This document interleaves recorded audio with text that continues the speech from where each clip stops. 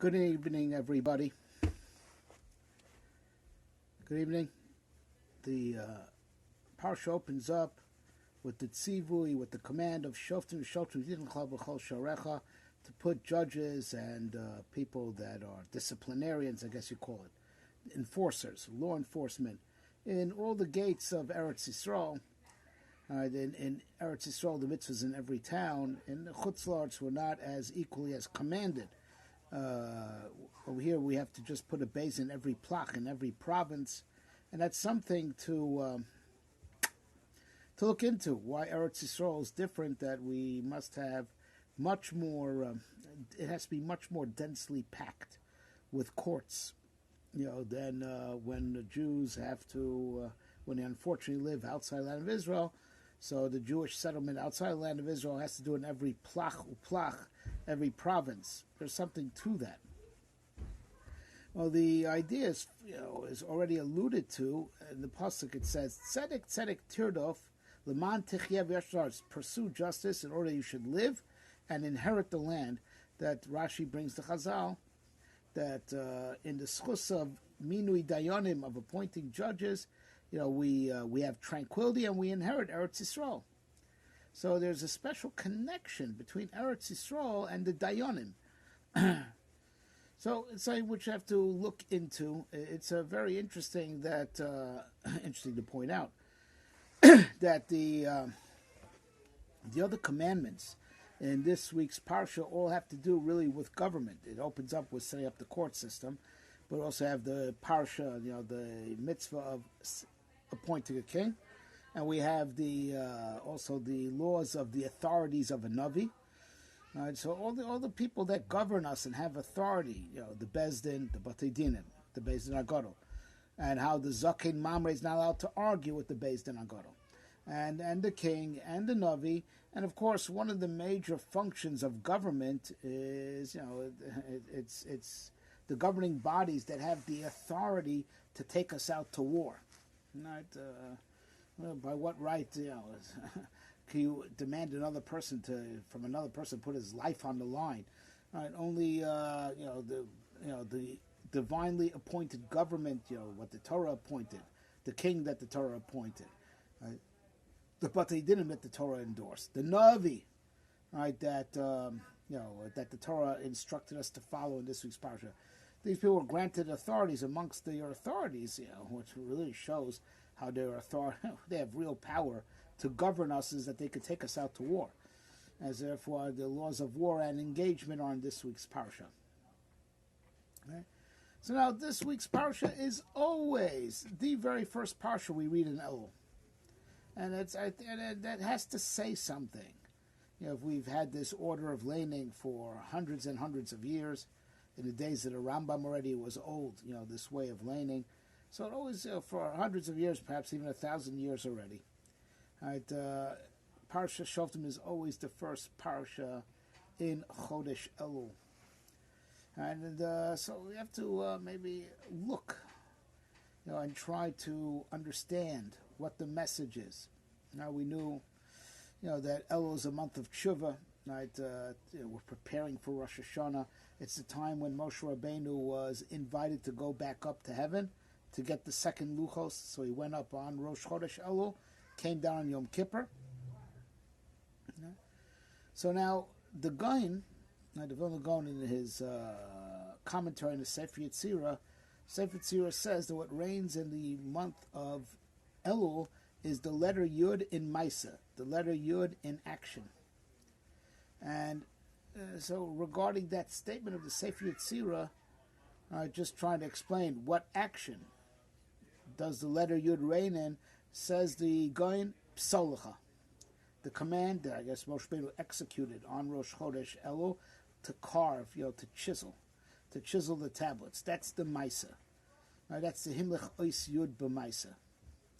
So to try to connect these dots and after we connect the dots to make sense out of the parsha, we'll try to make some sense out of current events and understand the major tshuva that we really have to try to do.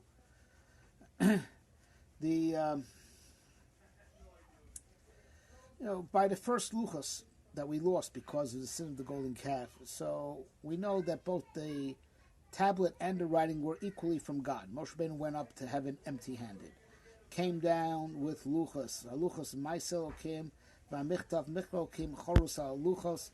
Right, the luchos are a action of God, created by act of God, and the writing is the writing, right, of God, engraved on the luchos, right.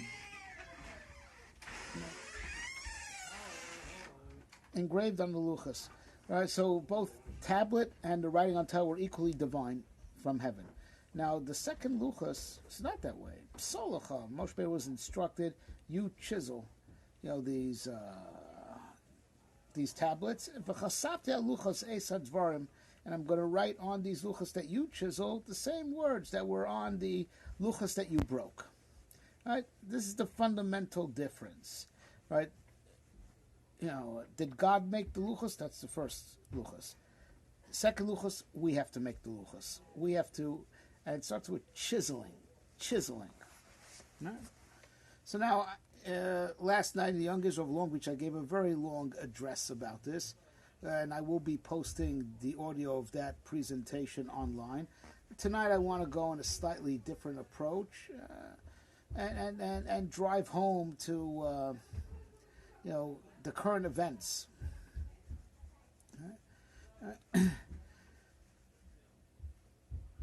Our situation at Mamre Har Sinai, at the time of the giving of the Torah, before we did the sin of the golden calf. All right, so the Gemara says, Yisrael Shamdu Har Sinai Paskazu Masim Am Yisrael that stood at Har Sinai. We had actually been cleansed from the contamination of the sin of Adam. The sin of Adam put the Yetzer Hara that used to be external, used to be embodied in the snake, the serpent. It made it internal, brought it inside of us. Now, and that's why we have an internal Yetzer Hara tempting us and confusing us. He's in us. He's a part of us. He even has the audacity to identify as us. Right? It's a famous saying from Rav Dessler, from the Baal Michtav Melio. How do you know if the voices in your head are from the Yetzer Tov or from the Yetzer Ra? So he says, when you're thinking thoughts like I want, I need, I must, that's the Yetzer Hara talking. When you're speaking, thinking in second, talking to yourself in second person, you must, you will, you really have to, that's the Yetzer Tov talking. That's this frightening thing. The Yetzer Ra has the audacity to identify as you. Right?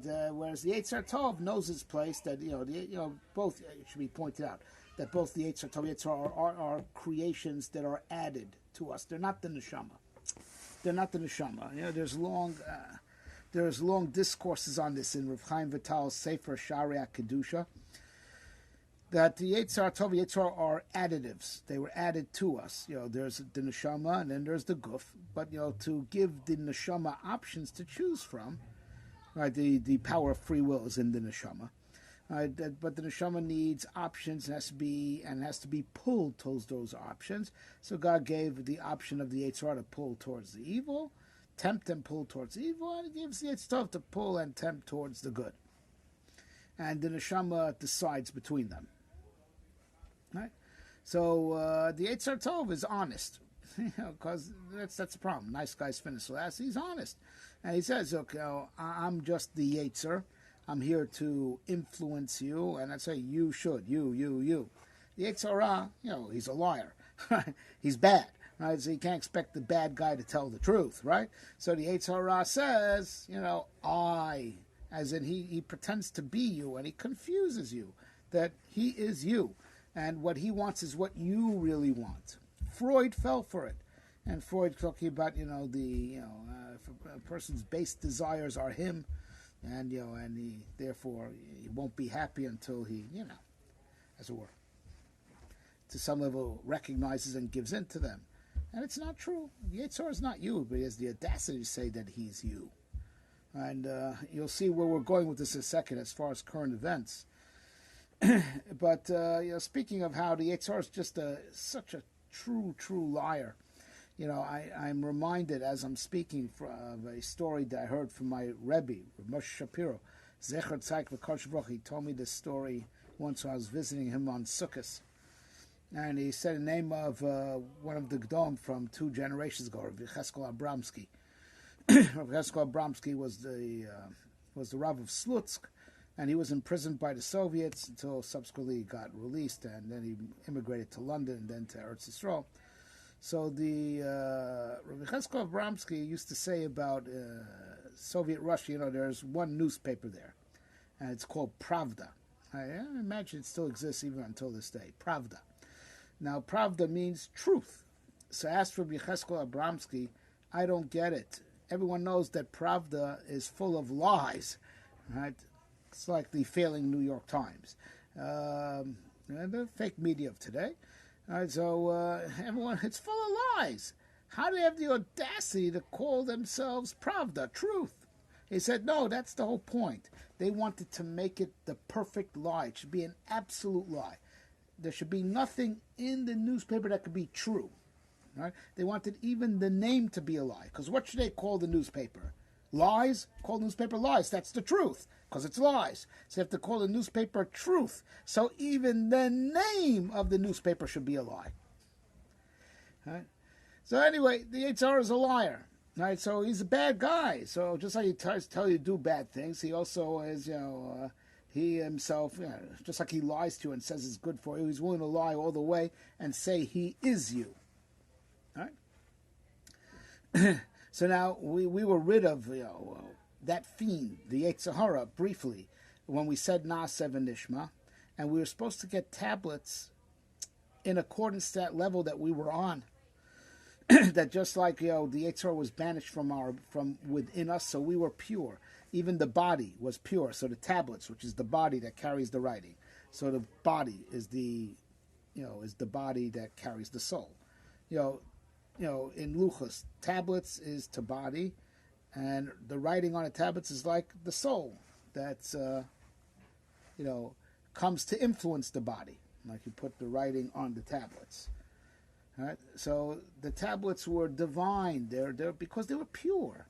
They were pure. Right? The tablets refer, the purity of the tablets was reflective of the purity of the body. And we automatically just did what God wants. And we merited that level because he said Na'aseh before Nishma. Right? That we were pre-committed to doing whatever God wants. The Yetzer Hara will not interfere. It won't be any game of broken telephone that we'll hear and whatever we understand and agree with, that's what we'll do. No, Na'aseh. No, we're going to do it. It will be done. And then Nishma means that we'll also try to understand it intellectually, but it's going to get done. So that already left no room for the Yetzer Hara, because the Yetzer Hara, that's his place. Blockage. That, as I say, the spirit is strong, but the flesh is weak. And we do very little of what we really want to do.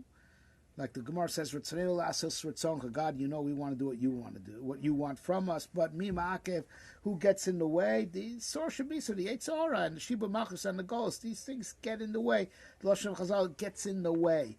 Right, we get the orders, but the orders don't filter down to execution, to the perfect execution of those orders, because that's where Yetzer Hara gets in and confuses us, gives us room to rationalize that we don't have to do it so much, so hard. Sometimes he blocks us from being Mekayim, from upholding the law totally. No. Right, but Am Yisrael, when they said Na'aseh, there's no blockage. It's going to go straight from the command to action, and we will think about it afterwards to try to appreciate and understand what we did. Okay, but then we did the sin of the golden calf. The Yetzer Hara came back, right, and now the body's no longer holy because that setback as a result of the sin Cheta Ego will not be corrected until the end of time. And when the pasuk says, "Vasiroisi leiv ha'evan mikra," I will take the heart of stone out of you. V'satachem leiv, I will give you a heart of flesh. We have a heart of stone, stone like stone, that could be tablets, could be if you chisel at it. And that's what it means. The second luchos were the stone, which the luchos which connected the body and the heart of man, We're earthly. And say, but psolacha, chisel at it. You can't trust yourself. None of this nonsense that you instinctively know the truth. Nonsense. You cannot trust yourself. You have to chisel away and make the stone into tablets. But it's an act of chiseling, act of discipline, act of,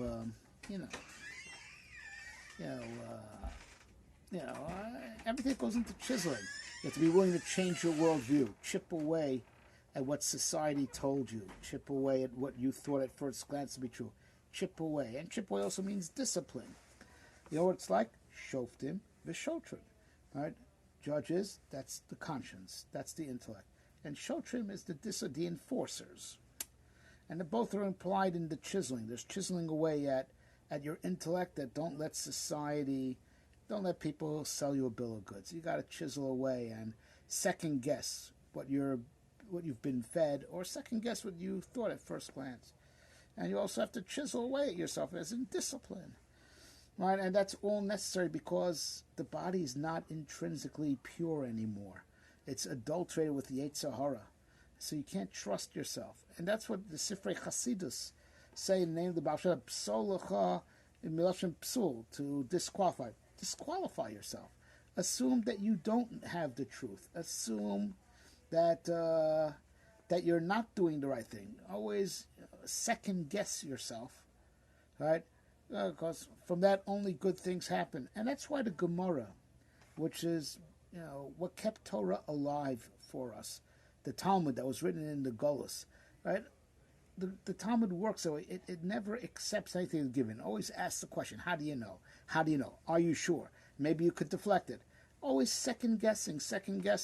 And sometimes even after two blot, it'll come back to what it originally said. Is better what we first answered, but it won't take it immediately. It'll get back to it after going through every other option, knocking out every other option, and then you're left with the pure truth. The Talmud, right, is the model, right, for how we are to understand Torah and how we're to understand anything.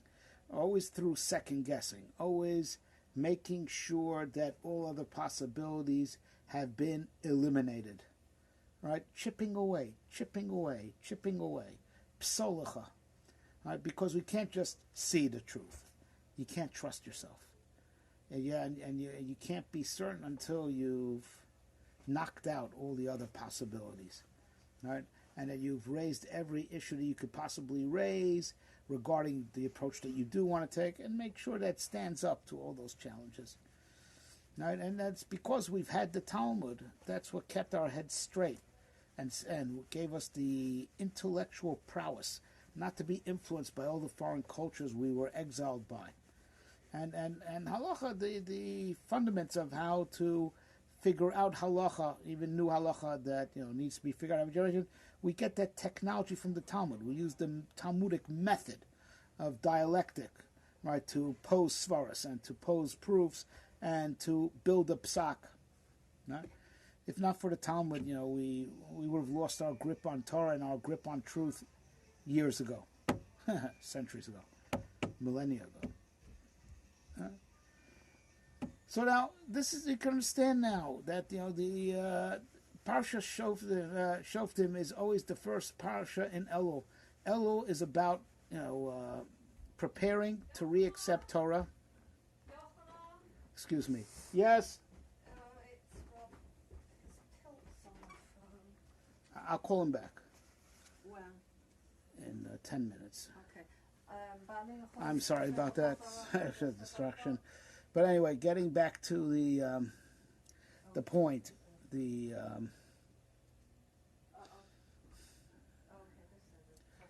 right,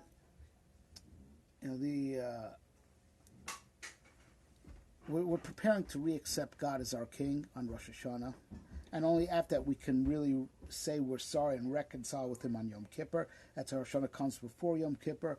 Rosh Hashanah is to accept Him as King, and after you've accepted Him as King and His word is law, right, then you have the right to ask Him for forgiveness for what you did wrong. But if you haven't accepted Him as King, you don't recognize the law, why should the law be forgiving towards you if you don't recognize the law? reconcile with the law on Rosh Hashanah, and then you could plea bargain, right, on Yom Kippur, right, or maybe even get totally off the hook, because you're going to be a good citizen from now on. But until you recognize the law and you accept the law, right, there's no reason for it to be pardoned, that the law should pardon you in any way. First, recognize the law, Rosh Hashanah, and then you could get pardoned, right? But then there's Elul, preparing ourselves to accept the law, right? We want the law upon us, right? You got to chisel away at your heart of stone to become, the type of tablets that God's law could be written upon. But how do you chisel away? So it's Moshe Rabbeinu chiseled at a piece of stone. What's my personal chiseling? It says, well, before you could have God's law, right? That He should give it to you, right? And which means you have to say what it means to have God's law. It means that you have divine intelligence in your mind and in your heart. Right? That's the amazing gift of Torah.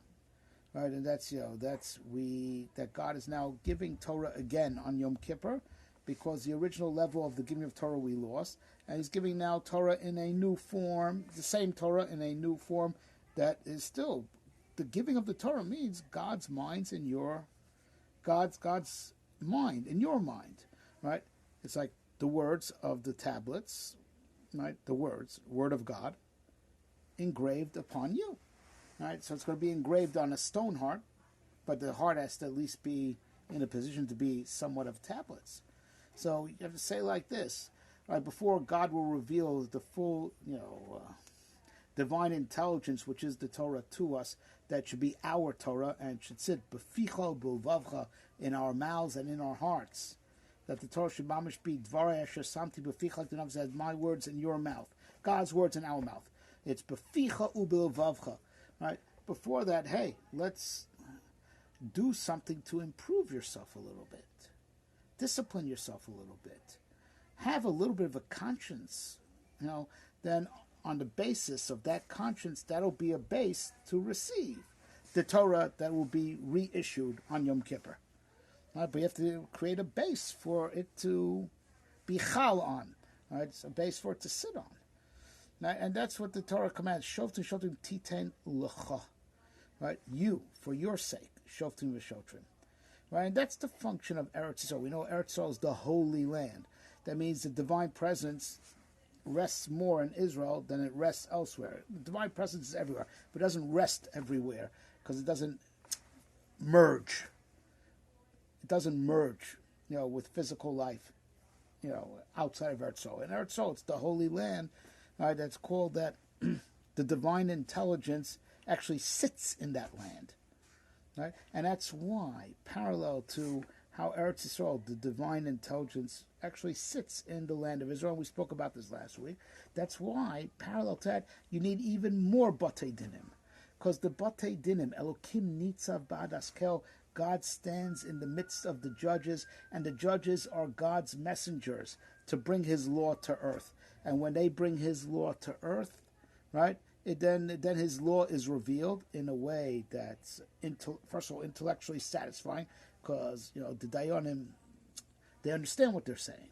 And they explain it to the Balei Dinim, and then it's God's law is revealed revealed intellectually, which causes it to be sweet and understood, and everyone's reconciled, and the two litigants make peace because they understand that this is the truth, as opposed to if you want God just to correct the world out of vengeance, that the pieces get pushed around, but you don't understand why, and it's just painful and beyond evades, and that's what it means. Im yesh din lemata and din yor milamala. If there's dinim on earth, and the dayanim mete out din Torah, God doesn't have to do midas adin from heaven of correcting the world, because we correct ourselves, and we correct ourselves in such a full and emotionally satisfying and intellectually satisfying way, because we have God's plans in our minds, and the dayanim, reveal it and explain it, and it's enforced. But most people, enforcement should not be overly necessary, when it could be explained. This is the law. When it's God, doing it through nonverbal communication, is forcing things, then it hurts, and that's called dinim. That's called einshin. Right? When the Dayanim explain it, okay, so the law is being revealed, and it sits in everyone's minds and hearts, and people could be totally on board with it and reconcile with it, and ideally the two litigants, when they get to psak mezuzah, should immediately become friends again. Right? That's what like the Mishnah says of us, when the Balidim first stand, you look at them as both Rishayim. But after they hear the psak, look at them as both tzaddikim shekiblu aleim es hadin, because they have received and they heard the psak and they accepted the psak. Now they're both tzaddikim. Even the one that aggrieved the other, even the one that hurt the other, but they're both tzaddikim once they accept the psak and they live with the psak. All right. We're living in a lawless era. The opposite of psolacha. This lawless era where the anarchists, Antifa Yamach Shemam, right, and all the leftists are out to, besides that they're lawless, right, and they want to break any semblance of law and order, right, and they're attacking the statues. It's just a means for the end of just abolishing any sense of law and order. So they just want to take down the whole world order. And then, of course, the transgendering, God forbid, that's pure Yetzer Hara. And that's what I was alluding to before. The Yetzer Hara has the chutzpah to identify as you. So if you have a person has a Yetzer, strange, I'll never relate to it, right? But there's some Yetzer, Nebuch, it's a mental illness, that he wants to be a different gender. So that Yetzer speaks as if he's the guy himself or the girl herself. I want to be a boy. I want to be a girl. I want to use that bathroom. Okay. It's a Yetzer. Of course, I believe that there are these impulses in the head. But it's the Yetzer Hara. The chutzpah is that the Yetzer Hara identifies the person himself. So the person says, this is what I want. It's not what you want. You don't really want that. But they don't care. The Yetzer Hara now is king. And they go with their Yitzarim as if what their Yitzarim is them. Right? And they want to, with that, go with the Yetzer Ada Sof too, because that's what the Yetzer wants. The Yetzer doesn't want to make it good for you, not in the next world, for sure not, but not even in this world. He just wants you to go with impulse to the point of self-destruction, and that's what they're doing. They're just ripping down all law and order, all Gedorim, right? And they're anarchists, right? And that's why they're so against the president, against all law and order. Right? And you know why? It's our fault. It's our fault. And I have to say this very loud and clear. It's a problem even in Eretz Yisrael, but it is rampant in Chutz La'aretz. And, that people here go to secular court for their disputes with their fellow Jew. And that's an Isser Chomer. It's a horrible, horrible, horrible sin. It is counted, Chazal call it Chilul Hashem. It is in the category of Chilul Hashem, which is the greatest sin that has no kapora, even tshuva and Yom Kippur, right? And Yisurin are not mechaper. You have to die to finally get kapora. You need tshuva and Yom Kippur and Yisurin and Misa, right? To get rid of. So going to a second court is a Chilul Hashem, desecration of the divine name. It's also called to give honor to their gods. That these Ovdei Avodah, they should be the ones that decide what's justice for us. So you're making them like God. That they're the ones who decide justice. Only He, our God, the true God, decides justice, and His justice is Din Torah. That's His justice. He speaks through the Bezdin. He empowered the Batei Dinim, and He speaks through the mouths of the Dayanim. The Dayanim Din Torah is a manifestation of the Torah, which is Word of God. Being manifest and being enforced and being communicated. Right? So if you go to say, it's also called Merim Yah B'Torah Moshe, is another Lashon Chazal. A person goes to second court, it's called take a hand against the Torah of Moshe. Right? It is called open rebellion against the Torah law, because you're going to secular law. So it's rebellion against Torah law. Right? So is it a wonder that lawlessness, Tohu vavo, lawlessness and chaos, the opposite of law and order, right, is what's rampant now? And the whole drive is to rip down any sense of law and order. Right? They're first taking down the order, and then you'll surely see it'll be lost. But lawless also, with the open borders and illegal immigrants have the same rights as legal residents here. They could vote and have benefits, right? It's already gone on to the lawlessness already as far as the immigrant issue, right? But right now, with the identity politics taking down order. The statues, taking the monuments, taking down order. It's just a whole issue of getting rid of the old world order. It's all about ripping down all law and order. And you know why? It's our sin. It's our sin, right? Because we Jews do not go to Din Torah, right? With the Dayanim, we communicate the law and order of God into the world. The Dayanim bring their law and order into the world. They bring the Torah law into the world. And they do it in the better way because it's a part of the people. It's a part of the mental. The Dayanim understand intellectually and they explain it. And if the guy has any integrity, the litigants, they accept it. And now you have not just the law around, you have the law inside of you. Right? And so the Dayanim bring law and order into the world. And that's why Chazal say, that Dain Shadal Din Lemes Lamito Nasa Shadal Master Breaks the Dain that does, true judgment is a partner of God in creation. You're fixing the world. You're bringing God's law and order to the world. Your Mashish Nalosh is that is Mashish Shechina B'Yisrael. You bring the divine presence to the world. Because what is the divine presence if not Divrei Torah? The Divrei Torah that we absorb. That's called the divine presence that's in our midst.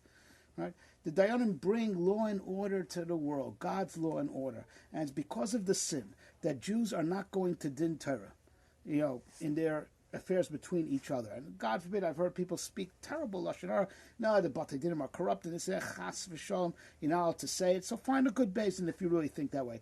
Or if you can't think you can't find a good bezdin, appoint 3 frum Jews, 3 frum lawyers that know how to learn, and they should do an arbitration by them. You can't go to Goyim. You can't go to Goyim, and you can't do it out secular law. You can't. You can't. And it's because of this sin, which is rampant in America, and it's a rampant world over, that Jews go to secular court. And it's horrible. It's even in Eretz Yisrael. Right? Big Rosh Yeshiva and big Rebbes go to secular court, when there's a battle over the Yerusha. Hashem Yirachem. Right? We have to fix this. Shoftim v'shoftim titen lecha. How can we say to our Kodesh Baruch Hu, we're chipping away and we're building for ourselves conscience and discipline? Shoftim v'shoftim. And how can we say we're doing it if we're not being mekayim that in the most literal sense? That when I have a dispute with a fellow Jew, I don't go to the Rav and the Dayan and the Beis Din. I go to secular court. Right? If you're handling your affairs away, so you're not real if you're saying you're doing it internally. If that's not how you handle your affairs. So we both should help, we have to accept upon ourselves, let's just put it simpler like this, right? Elul is all about preparing to accept God as our king, and his law is our law on Rosh Hashanah. How can you honestly go before God, accept him and say, you are our king, and your law is our law? Ein lanu melech ela ata. You can't say it if you go to secular court. You have another king. You have someone else who determines what's law and order. And Elul is all about preparing for that. So what we have to do during Elul, is to be mechazik ourselves in need of going to Din Torah, and only to go to Din Torah, right? And if you can't find a Rav and a Dayan, find a few frum Jewish lawyers that know how to learn Choshen Mishpat and do an arbitration by them. You can't go to secular court. Right? You must not go to secular court, right? And I just want to make everyone know, anywhere that, here on Long Island, I established a bezdin for decades, since Jews were living here, or maybe even 100 years already. There hasn't been a bezdin in Long Island. What a busha.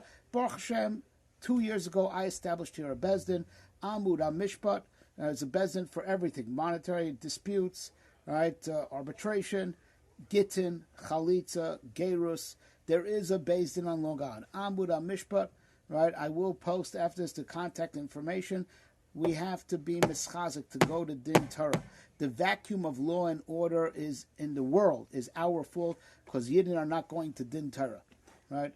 Because the Dayanim bring the law and order of the Torah into the world, and we're not using that, and we're not doing that. That's part of what makes the land of Israel holy, and that's why we're having such contentions on Eretz Yisrael and Har HaBayis. Where did the highest rabbinical court sit? On Har HaBayis, in the Lishkas HaGazis, the grand rabbinical court that we read about this week's parsha. So, because we're mezalzel in the mishpat, that's what the pasuk says. Tzion b'mishpat tipare. Tzion will be redeemed with mishpat. When we start doing mishpat, when we start doing things al pi din Torah, shiftu yasam, rivu almana, that's when the gula will come, right? And because we're mezalzel and mishpat, that's why we don't have a good, firm achiza, grasp on Eretz Yisrael. Our rights to Eretz Yisrael are being challenged. Our rights to Har HaBayis, with the Grand Rabbinical Court, are being challenged, right? Because the mishpat, which, as Rashi says in his parsha, in the schus of mini dayanim, we sit tranquilly and have a firm grasp on Eretz Yisrael. We're mezalzel on that. That's why our grasp on Eretz Yisrael is weak. And that's why there's lawlessness in the whole world. And the whole world is devoid of the values and the law and order of the Torah. And there's like an active war against those values and the law and order of the Torah, right? By the liberals, right? And it's all our fault because we made that vacuum. Because we're not filling the space with the Torah law and order. And we fill the space, we fill the ether, right? With the Torah's law and order through going to Din Torah in all our domestic, and I meant domestic, I meant commercial, civil disputes. That's what I meant to say. And always, that's how with the Dayanim sitting on all our civil affairs, that's how we bring the Torah's law and order into the ether, into time and space. And to the extent that we do it, it'll be machnia the liberals, right? And it'll bring the Gula Shema b'mhera b'yameinu. Keep checking back, as I will post the contact information to open a file in my Bezdin for all issues, all civil affairs that you may have.